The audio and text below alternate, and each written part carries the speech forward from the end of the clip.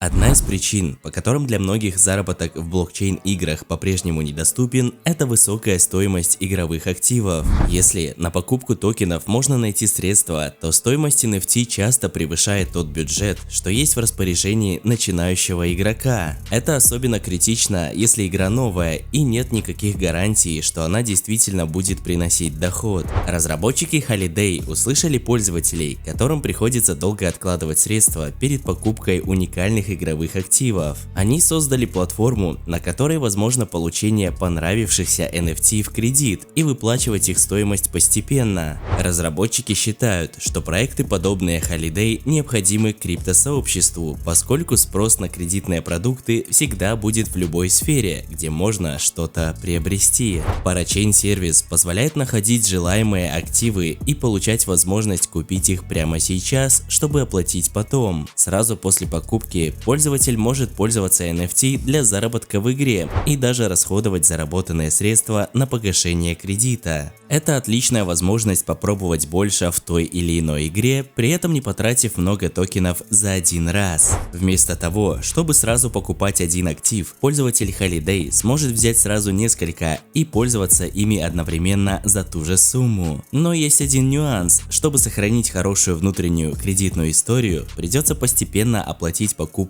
всех активов. Но для благонадежных пользователей, которые взвешивают свои решения, это не станет проблемой. Задумка создателей проекта такова, что разработчики игр смогут без проблем интегрировать в них простой инструмент Holiday, который позволит им быстро расширить базу игроков. При этом от самих разработчиков не требуется никаких усилий, только согласие на сотрудничество. Команда Holiday продумает максимально удобный способ интеграции и создаст все условия для подключения. Выигрыши останутся все три стороны: разработчики платформы, игроки и создатели игр. Создатели NFT при этом ничего не теряют, они получают оплату сразу же, как только пользователь приобретает их уникальный токен с помощью сервиса. Поэтому список игр, активы которых можно приобрести в кредит, будет постепенно расти. Чтобы приобрести тот или иной NFT, пользователю достаточно убедиться, что его разработчики сотрудничают с командой Holiday, добавить его в корзину и перейти к оплате. Если сервисы действительно интегрированы, появится возможность приобрести актив сейчас, оплатить потом. Сделать это можно, выбрав как способ оплаты Holiday. Подробные инструкции на экране помогут завершить операцию. Поскольку алгоритм предусматривает разделение между правом собственности и правом пользования, игрок сможет распоряжаться активом до момента, пока полностью выплатит средства временному владельцу, в роли которого выступает Holiday. По сути, платформа предлагает пользователям особый тип соглашения – репозиторий для метавселенных и онлайн-игр. Размер ежемесячной платы и срок, на который пользователю выдадут NFT в кредит, будет зависеть от его начальной стоимости. При этом просрочка по выплате не обязательно приведет к потере актива. Разработчики утверждают, что хотят подходить к вопросу индивидуально. Например, если у пользователя возникли сложности с оплатой и из-за этого платеж поступил не своевременно, ему помогут и, возможно, сохранят право владения NFT. Просрочка при этом никак не повлияет на общий кредитный рейтинг, но если пользователь не выплатил свой долг, у него могут возникнуть проблемы при повторной покупке актива. Пользователям будут доступны различные способы оплаты. Они смогут приобретать игровые активы за токены разных блокчейнов, такие как USDC, Ethereum и обернутый Ethereum. В данный момент нет гайда для желающих воспользоваться такой возможностью, но в будущем он появится. Однако пользователи смогут расплачиваться и более привычными для них способами – банковскими картами. Это отличная новость, ведь приобрести NFT смогут даже те члены криптосообщества, которые раньше только наблюдали за его развитием, но не рисковали приобретать активы самостоятельно. То, какими именно криптовалютами можно оплатить NFT и какие еще способы доступны, будет зависеть от конкретной игры, в которой пользователь совершает покупку. В своем блоге разработчики рассказали о своем первом сид-раунде стоимостью $6 миллионов